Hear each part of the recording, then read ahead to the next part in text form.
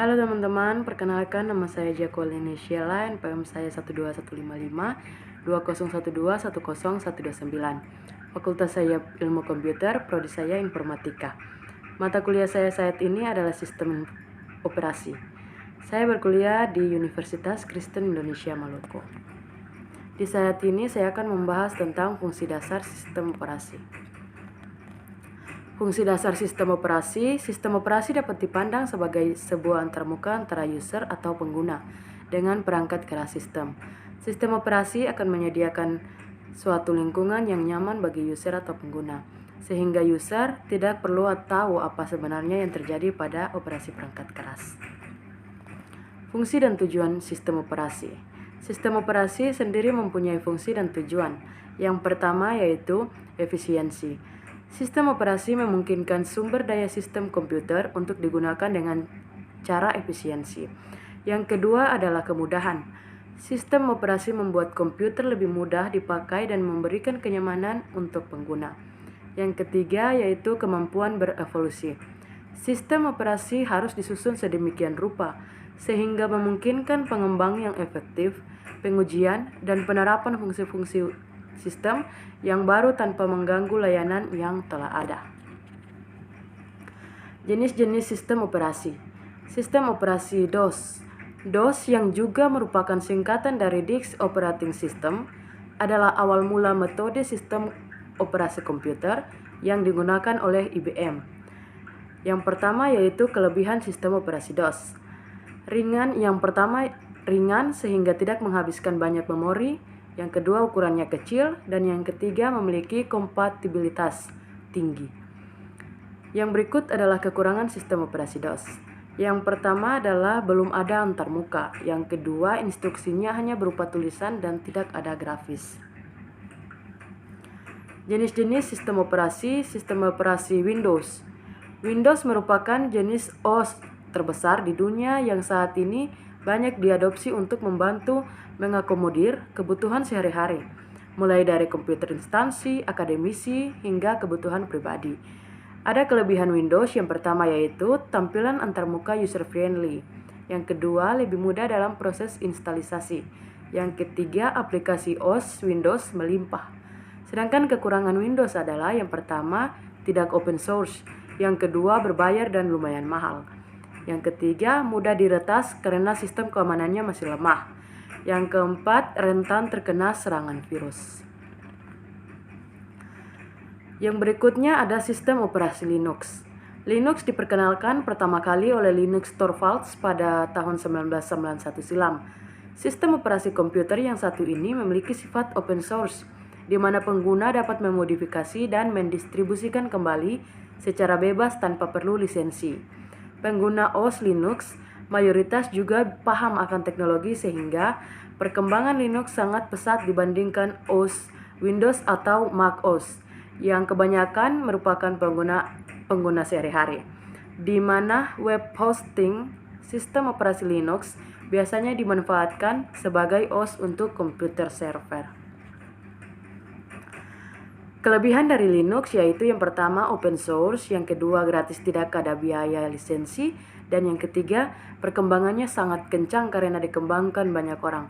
Kekurangan dari Linux yaitu yang pertama tidak dianjurkan bagi pengguna awam, yang kedua aplikasi Linux terbatas, yang ketiga cara install Linux terbilang susah. Yang berikut sistem operasi Mac OS. Mac OS atau singkatan dari Macintosh Operating System adalah sistem operasi eksklusif yang hanya terdapat di komputer Apple aja. Yang pertama ada kelebihan Mac OS. Yang pertama yaitu lebih stabil. Yang kedua tampilan antarmuka cocok untuk kebutuhan multimedia. Yang ketiga memiliki keamanan tinggi dan tidak mudah diretas. Yang keempat aman dari virus. Kekurangan dari Mac OS yaitu yang pertama harganya relatif mahal. Yang kedua kurang optimal untuk gaming, dan yang ketiga tidak open source. Yang berikut ada sistem operasi Unix. Sama halnya seperti DOS, Unix merupakan jenis OS komputer generasi lawas yang banyak digunakan hingga menjadi cikal bakal munculnya OS masa kini. Saat ini Unix sendiri sudah mempunyai banyak versi yang bisa dipilih oleh pengguna. Namun, dari segi penggunaan Unix saat ini sudah jarang digunakan. Kelebihan dari Unix yang pertama yaitu tidak mudah terkena virus. Sedangkan yang kedua, gratis dan bisa digunakan secara cuma-cuma. Kekurangan Unix yang pertama yaitu tampilan Unix kurang menarik. Yang kedua, tidak memiliki banyak pilihan driver. Yang berikutnya ada sejarah sistem operasi. Generasi pertama 1945 sampai 1955 belum ada sistem operasi sistem komputer diberi instruksi yang harus dikerjakan secara langsung. Yang kedua ada generasi kedua 1955 sampai 1965. Sistem komputer belum dilengkapi SO, tetapi beberapa fungsi dasar SO telah ada. Generasi ketiga 1965 sampai 1980. Sistem komputer masa ini ciri-cirinya adalah multi-user, multi-programming, berbagai waktu atau time sharing. Generasi keempat 1980 sampai 1999 dan sampai saat ini ditandai dengan berkembangnya dan meningkatnya kemampuan komputer, desktop, dan teknologi jaringan atau batch processing, time sharing, dan real-time application. Struktur DMA atau Direct Memory Access.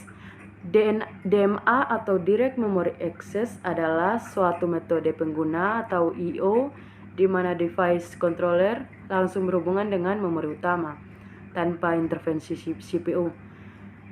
Setelah men-set buffer, pointer, dan counter untuk perangkat I/O, device controller mentransfer blok data langsung ke penyimpanan. DMA digunakan sebagai perangkat I/O berkecepatan tinggi yang mampu mengirim informasi yang mendeteksi kecepatan memori. Hanya terdapat satu instruksi yang dihasilkan per blok yang berbeda dengan perangkat yang mempunyai kecepatan rendah di mana instruksi terjadi per byte.